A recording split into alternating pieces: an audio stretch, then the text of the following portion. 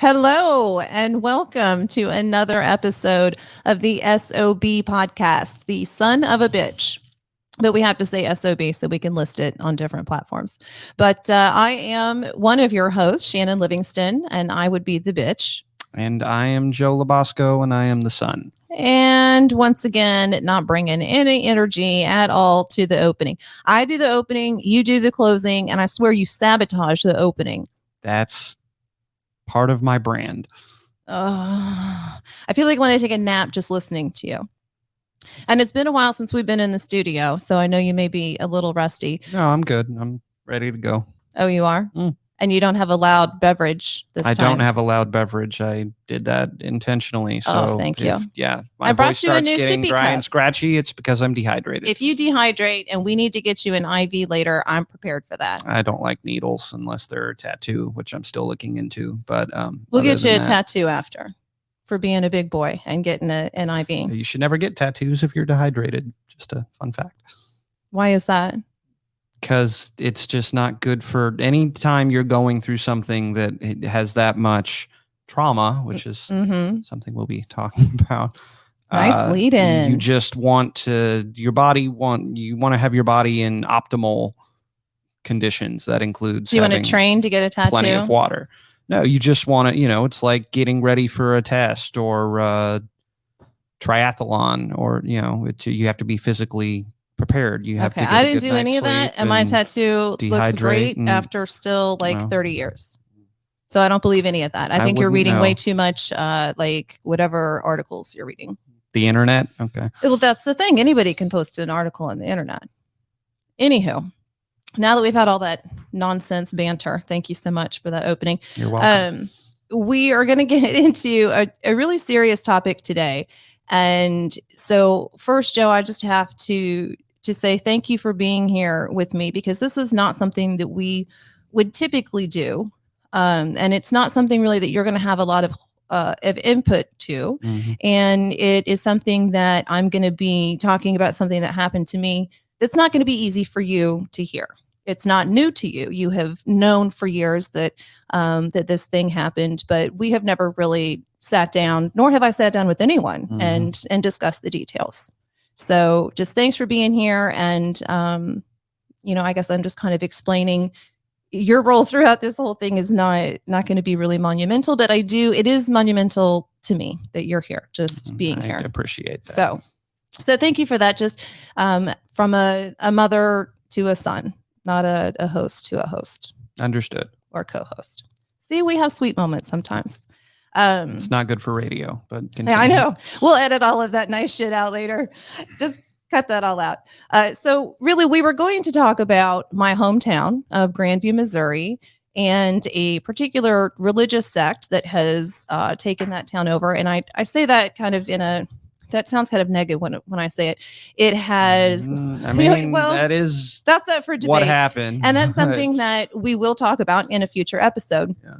But I literally just got back in town from my 30-year high school reunion, and I had a few things happen that really gave me this overwhelming urge to kind of push that episode forward. I have to do this one, and for a couple of reasons. One, is when I get motivated to do something, that's it. I really have a lot of energy, and I like to just go and do it. And two, it's kind of scary. And although I feel like I've thought it out and I know the pros and cons, I want to do it before I chicken out. So we're going to talk today about my 30-year high school reunion and how certain conversations and comments inspired and triggered me to do this episode, because the record needs to be set straight.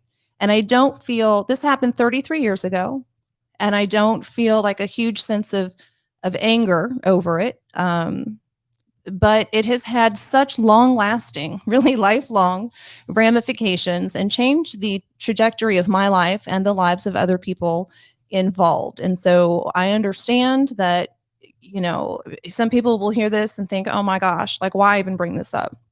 Especially because it was traumatic. So why bring this up? Why make this a thing? And because it is a thing, it's a thing for me every day of my life, just because of the ripple effect, and it affects you. And that's another reason, I want to say, for having you here in the room when I'm discussing this, it does affect you, right? I'm somebody's daughter, I'm somebody's mother, and it affects the people that care about me as well. Absolutely.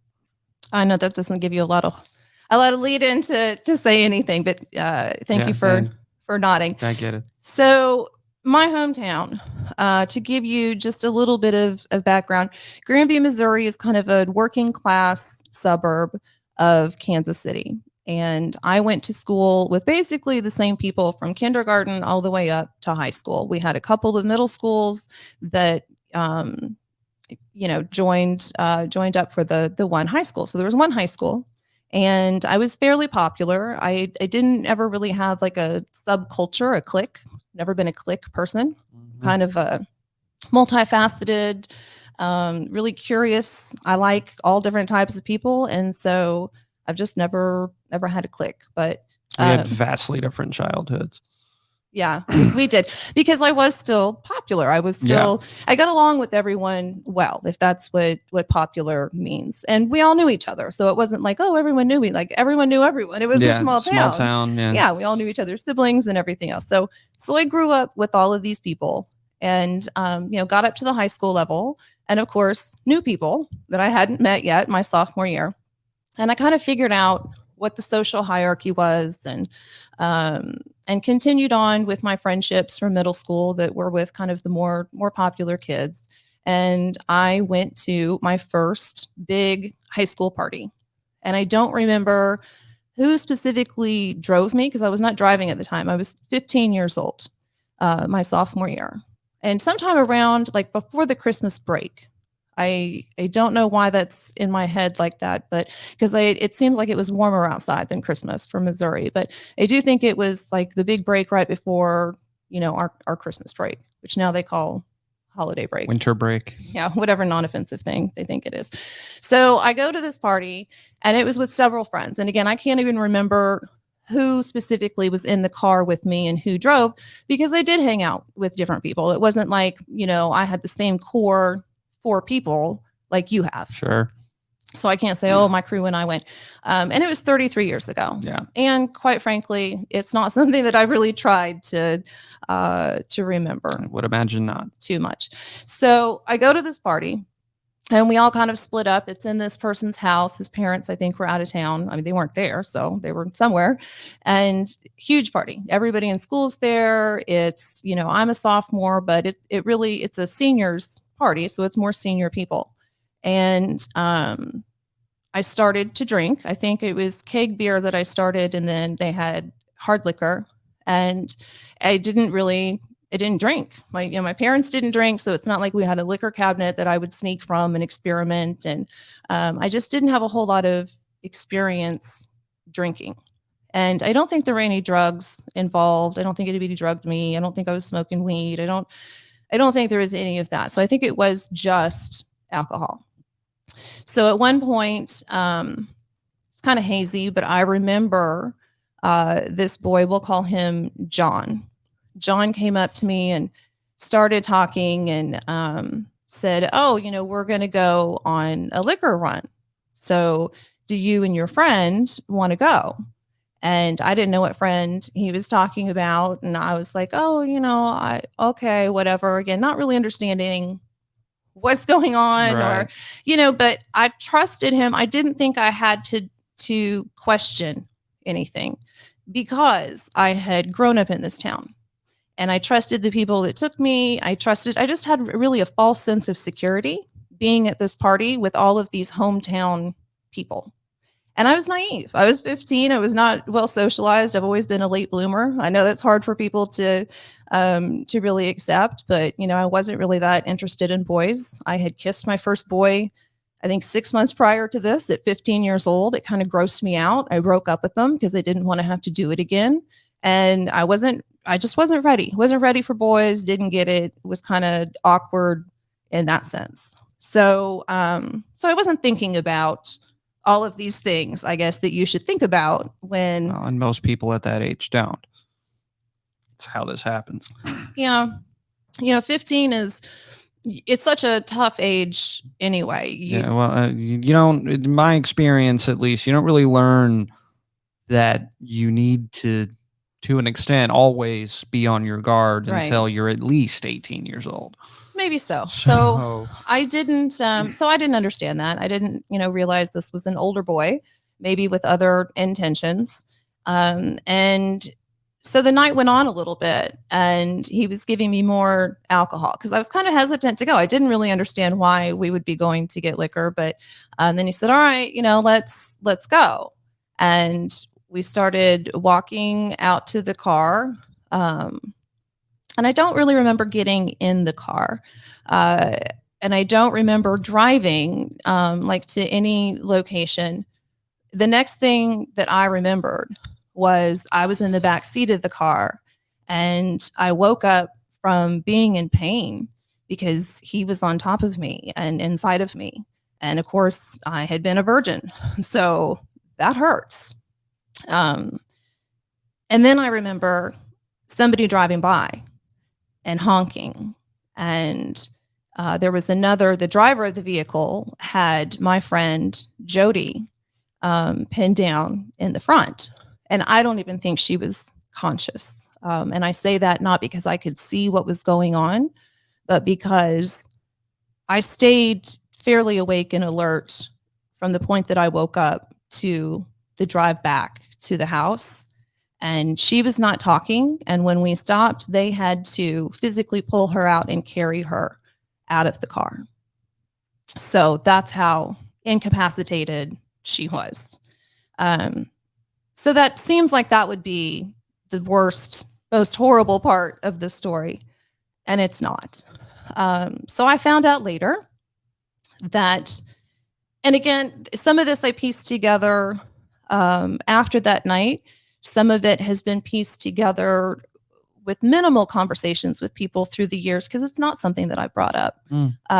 Jody and I never discussed it until the reunion. And that was, one of the things that triggered me. There were 3 people really at that reunion that motivated me to do this podcast, whether they realize it or not. Usually people don't realize when they say or do something. And it's usually some minimal thing that kind of lights the fire. But so one was my friend Erica, and I can use her real name because she's not involved in any of the horrible parts of this story. It's just that she and I grew up on the same street. She knew me, like really knew me early on, stood by me all through school. And when I saw her at that reunion, I was really reminded of who I was, not in I'm so strong and, I can do this, but I was reminded that I was sweet. I had a lot of normalcy, I guess, that was taken from me because of what happened after. So, and I'll have to breathe because I'm just 33 years later and talking about it again. I haven't talked about it before. So Erica really reminded me that I was a child at that point, because she was my childhood friend.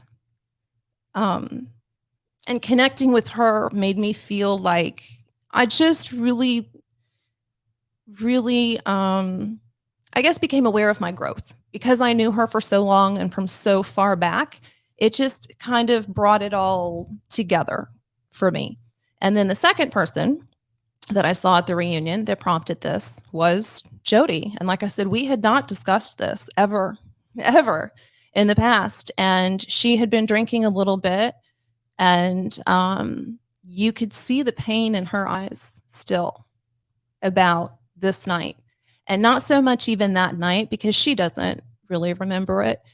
It was what happened after. It was how we were treated after in that high school, in that town, in that small town of Grandview, Missouri, how we were absolutely vilified for being the kind of girls that would lure these boys away from their girlfriends, being the kind of girls that would just, indiscriminately go out and do whatever. And those other boys in that school took advantage of that and made up their own rumors. So on top of what had happened to us, with people driving by to witness, because apparently John and his friend Thad had told people what they were going to do. This was going to be a big spectator sport, I guess. I'm just so grateful that social media and camera phones didn't exist back then, because this would have been one of those stories. So, but instead it was he said, she said, but I didn't really say too much, and neither did Jody. And the rumors started to grow that, Jody had had sex with two other guys after we got back to the house, that I had sex with some guy up against a tree after we got back. I mean, it was just a free for all for, any guy that wanted to base his reputation or be part of the story or whatever. And so the girls, of course, turned on us. And, guys don't want to date girls with that kind of a story attached to them, whether it's true or not. Mm-hmm. I mean, you're talking about high school when everybody's trying to fit in and just get through. So, so then the third person that inspired this story being told is my friend. I don't think that will probably be the case after this podcast, but my friend Glenda, who was the girlfriend of the boy John that took me on that ride and raped me. Let's call it what it was. I was 15 years old. That's rape in the state of Missouri. I was absolutely incapacitated and not able to give my consent, and that is rape in the state of Missouri. So although it may not fit some violent movie image of what people think rape is, he raped me, and Thad raped Jody in that car. And calling it anything else is absolutely disrespectful to us. And we have carried that burden. We have taken 100% responsibility for that night, and enough is enough. Those boys need to take responsibility for what they did. And to really understand what they did, you have to look 33 years down the road. And that's another reason for me doing this story. We're going to be getting into later podcast episodes about me running strip clubs and, private parties. And as I was discussing earlier today with the friend, well-adjusted girls with good relationships with their fathers and girls that weren't raped, losing their virginity, don't go into strip clubs. That's just not how it's done. So, this is part of laying the foundation of who I am and how that then progressed into later choices. Because not only did everyone at that school think that was true about me, those rumors, I thought that was true. That got into my head, and that affected me and my choices. And that affected Jody and her choices. And while I decided to, I guess, turn sex into a commodity and take control of it, because I felt like that was having power, where before I was so powerless in that situation. If this is going to happen to me, I'm going to set the terms. If this is what it is, I'm going to be in control. Where that wasn't the case for Jody. I don't want to say that I know what her life is now. I just know that when we were talking about this very briefly, it was very clear to me that this has had lifelong ramifications for her, and it's something that she still struggles with today. So the third person that I ran into, Glenda, the girlfriend, it's a complicated relationship. And I can't say that I harbor resentment against her. She was actually very kind to me when this happened. However, she did still expect me to take 100% of the blame. She continued to date this boy. They had a child together and later got married, and they've been married for, however many years now. So it has not been something that I have been able to go back to her and say, hey, by the way, we didn't really have a conversation about what happened. When I said, Glenda, I'm so sorry that this happened. I was really drunk, and I was trying to tell her that I was victimized. But instead, she just, thought it was an excuse. That's no excuse. You knew we were together. So it was easier for me emotionally, socially at that point. Glenda was very popular. the boy John involved, he was very popular. He was a senior. I was not going to survive fighting this. And I didn't really remember 100% everything that had happened. It was just not going to be a great defense. Mm-hmm. And my father was an attorney. If I would have told my parents, I'm pretty sure it would have ended up being in the courts. And that was not something that I wanted to happen either. I felt absolutely responsible for this. So she was kind to me. She continued our friendship. I have to say that the girlfriend of the other boy was not so kind. And that was part of why Jody has been so affected. The other girlfriend went out of her way to make sure that people continued those rumors and that they got as vicious as possible. And unfortunately, that girl has since passed on. So that is another layer of Jody not being able to tell her story, right? You can't say, oh, that girl that everybody liked that has since passed away, she really made my life hell. Mm-hmm. That's not allowable. So I'll say it now. I knew that girl since I was 5 years old. She was not always nice. And she did make life very, very difficult for a rape victim. So there's that. But also I have to say, I don't hold people responsible for their 15-year-old, 16-year-old reaction of maybe the ones that joined in on the rumors and just claimed that they had sex with us. Maybe a little animosity toward them. But the people that believed the rumors, that spread the rumors, that laughed at the jokes, that, were part of it instead of being on the outside of it, the people that blamed me instead of defending me, we were all 15, 16, 17, whatever. And I just hope that now we can look back on that night and really think about the facts, really think about the fact that I was 15, Jody was 15, the boys were 17, we were drunk. I was a virgin. I don't know about Jody, but it was not something that I wanted, that I was ready for, that I was in the practice of. And the aftermath of what happened really just changed us in everybody else's view, changed us in our own view. And it's taken me a long time to really trace it back to that night because I was so dismissive and took so much responsibility for it. But now I realize what it is. And I hope that everyone else can realize what it is. At that reunion, there was another girl there that I know he had also taken her virginity when she was drunk at a party. I don't know if there was consent or not outside of being drunk. I don't know how old she was, so I don't want to comment on that too much. But I'm just saying this happened frequently in towns like mine. And there are grown women that are carrying this shit around, that grown women that their reputation was ruined in high school and they never had a chance to date the nice guy.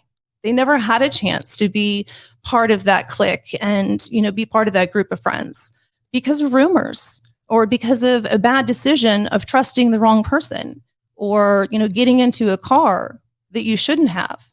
So, at the reunion, someone was complaining about someone else's behavior because they had been drinking. The reunion was at a bar.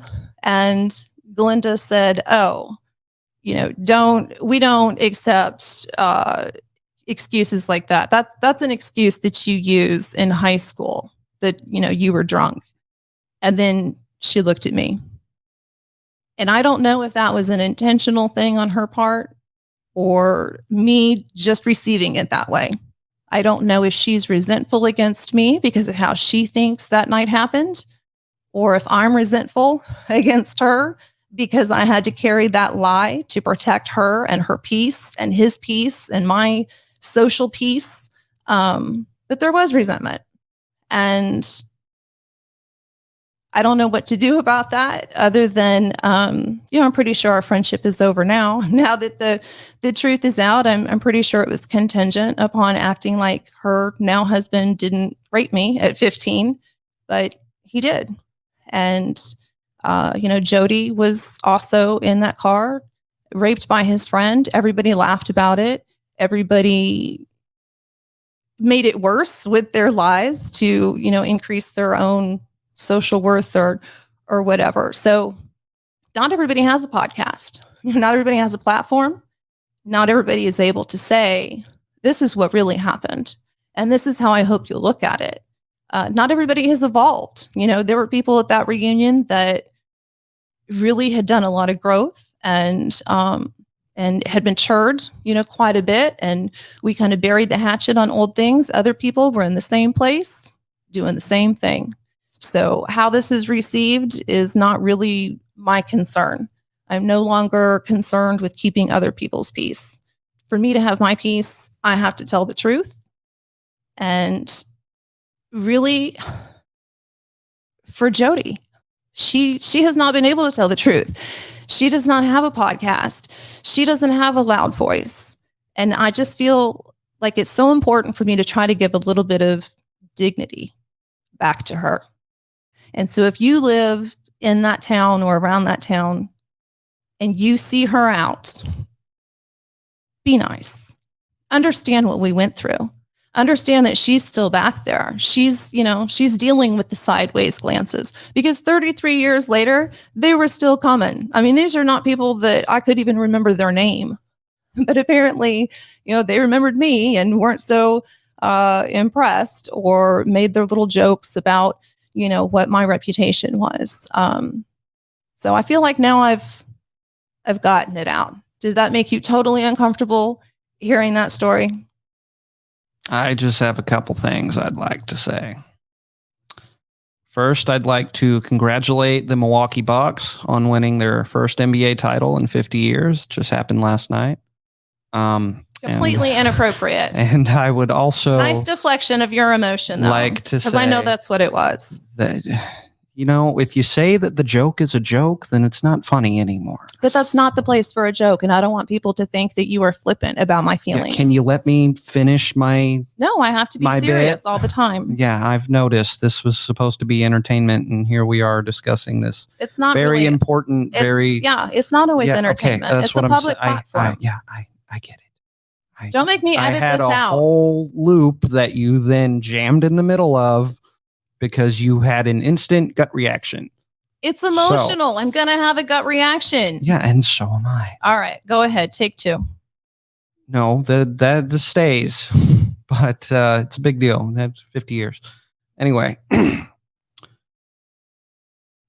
rape and sexual assault are very serious issues that happen everywhere. It doesn't just happen in dark alleys or Hollywood boardrooms or in Grandview High School.